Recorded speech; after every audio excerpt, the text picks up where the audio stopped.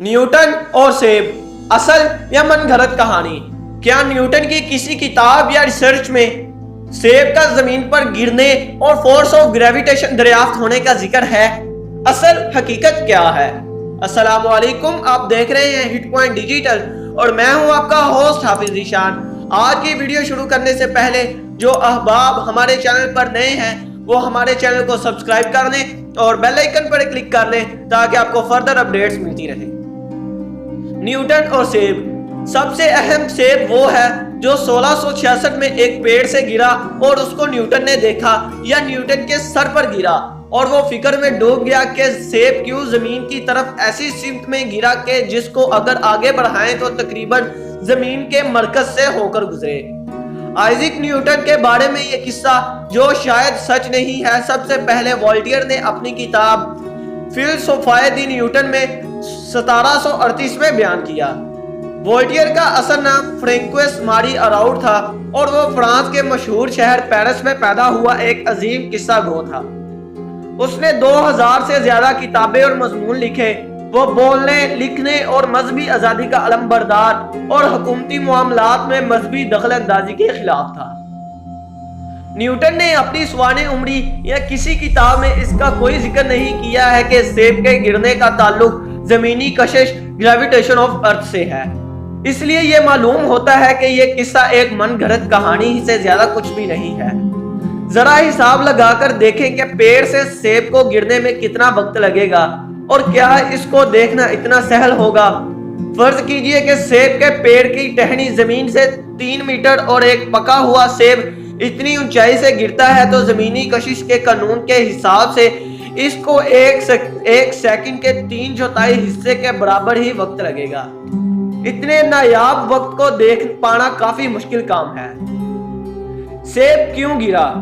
اس سوال کے جواب میں نیوٹن کا معصوم جواب زمین کی کشش کی وجہ سے نہایت ہی اہم تھا، جس نے نہ صرف سیب کے گرنے کی وجہ بیان کی بلکہ ہمارے نظام شمسی کی بے شمار الجھنوں کو بھی حل کر دیا۔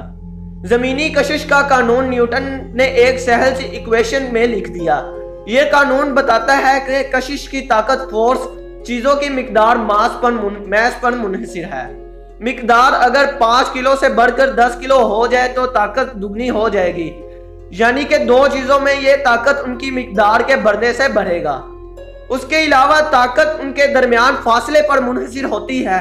اگر فاصلہ 5 میٹر سے 50 میٹر کر دیں یعنی 10 گنا بڑھا دیں تو طاقت 100 گنا کم ہو جائے گی۔ اس وجہ سے اس کو انورس مربع قانون یعنی انورس سکوئر لا بھی کہتے ہیں۔ اس طرح برقی قوت الیکٹریکل فورس کا قانون چارجز کے بیچ موجود ہوتا ہے۔ جب روشنی بجلی کا بلب سورج، چاند یا ستارے سے آنے والی اپنی ذرائع سے خارج ہوتی ہے تو یہ بھی فاصلے پر منحصر انورس مربع قانون کے مطابق گردش کرتی ہے، یعنی فاصلہ اگر 10 گنا کم ہوگا تو وہ 100 گنا بڑھ جائے گی۔ سوال یہ اٹھتا ہے کہ جب کائناتی پیمانے پر زمینی کشش کی طاقت اتنی اہم ہے تو پھر ہم ایٹم اور مالیکیول کے پیمانے پر جبکہ فاصلے بہت کم ہوتے ہیں تو ہم اس کو کیوں بالکل ہی نظر انداز کر دیتے ہیں؟ اس کی وجہ یہ ہے کہ ایٹم پیمانے پر برقی قوت ایٹم کے اندرونی حصے یعنی مرکز میں موجود نیوکلیائی قوت کے مقابلے میں کروڑوں گنا زیادہ طاقتور ہوتی ہے۔ مثلا صرف ہائیڈروجن ایٹم میں ہی برقی قوت کے مقابلے میں نیوکلیائی قوت 10 کی پاور 40 گنا زیادہ ہوتی ہے۔ اس لیے ایٹمی اور نیوکلیئر پیمانے پر بم آسانی سے زمینی کشش کی قوت کو نظر انداز کر سکتے ہیں۔ نیوکلیائی قوت کا اثر بہت ہی کم فاصلے تک ہوتا ہے، اس لیے اس کا اثر ایٹم کے باہر تقریباً محسوس ہی نہیں ہوتا۔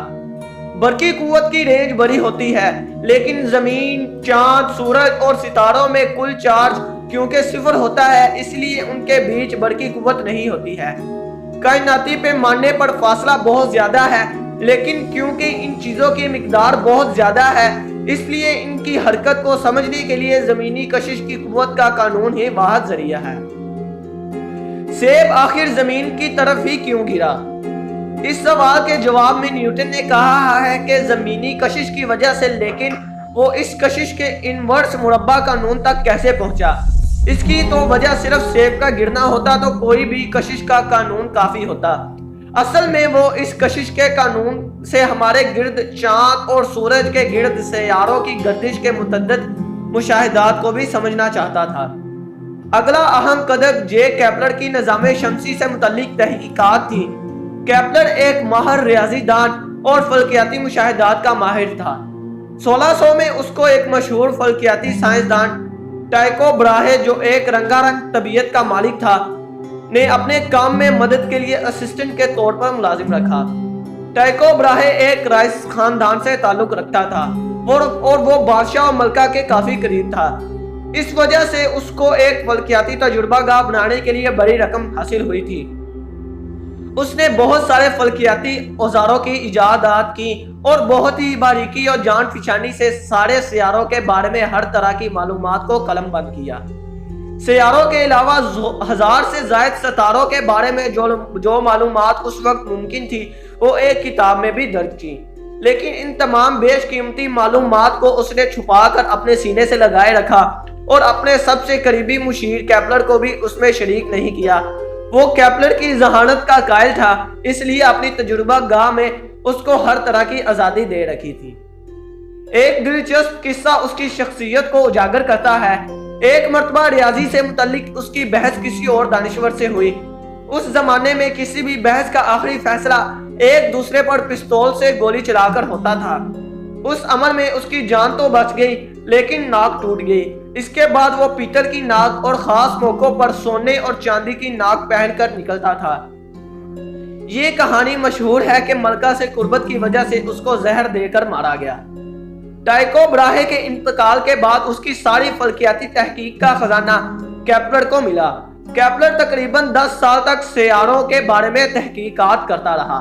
اس تمام ذخیرے کا باریکی سے مطالعہ کر کے اس کو 3 قوانین کی شکل میں مرتب کیا۔ اس طرح وہ ٹائکو براہے کا اصل جانشین اور یورپ میں سائنسی انقلاب کا ایک اہم رکن ثابت ہوا۔ کیپلر کے 3 قوانین ہمیں یہ بتاتے ہیں کہ نظام شمسی میں تمام سیارے کس طرح گردش کرتے ہیں۔ اس نے یہ بھی ثابت کیا کہ سیاروں کا راستہ اوربٹ گولائی میں نہیں بلکہ پچکا ہوا دائرہ ایلپس ہوتا ہے۔ کیپلر کے یہ 3 قوانین نیوٹن کے قانون تک پہنچنے کی اہم کڑی ہیں۔ مختصراً کیپلر کے قانون یہ بتاتے ہیں کہ سیارے کس طرح گردش کرتے ہیں اور نیوٹن کا قانون یہ بتاتا ہے کہ وہ اس طرح گردش کیوں کرتے ہیں۔ نیوٹن زمینی کشش پر مبنی قانون نہ صرف ہمارے آس پاس چیزوں کے گرنے کی وجہ بتاتا ہے بلکہ وقت کے ساتھ ساتھ ان کی رفتار میں کیا تبدیلی ہوگی اس کی بھی صحیح پیش گوئی کرتا ہے۔ اس کے علاوہ یہ مختصر سا قانون چاند کا ہماری زمین کے چاروں طرف گردش کرنا، اس کی رفتار، اس کے راستے کی شکل اور اس کے علاوہ سارے سیاروں کے سورج کے چاروں طرف گردش کرنے کے سلسلے میں تقریباً تمام مشاہدات کو سمجھنا کافی آسان کر دیتا ہے۔ اس لیے اس قانون کو زمینی کشش کا عالمگیر یونیورسل قانون بھی کہا جاتا ہے۔ نیوٹن کی تعریف اس بات میں ہے کہ اس نے ہر طرح کی حرکت کے الجھے ہوئے مسئلے کو حرکت کے 3 قوانین کی مدد سے سمجھنا آسان کر دیا۔ اس کے علاوہ زمین کی طرف گرنے والی چیزوں سے لے کر تمام سیاروں کی گردش کو ایک آسان سے قانون میں سمو دیا۔ ان چیزوں کا اس زمانے کے سائنسدانوں پر اتنا اثر تھا کہ اب یہ تصور کر لیا گیا ہے کہ ہر طرح کی حرکت کو نیوٹن کے قوانین کی مدد سے سمجھا جا سکتا ہے۔ اس مضمون اور اس ویڈیو سے یہ بات عیاں ہو جاتی ہے کہ سائنسی سمجھ درجہ بدرجہ ہی بڑھتی جاتی ہے۔ جیسے کہ خود نیوٹن کا کہنا تھا کہ میں قدرت کے رازوں کی جھلک اپنے سے پہلے دانشوروں کے کندھوں پر بیٹھ کر ہی دیکھ پایا ہوں۔ شکریہ۔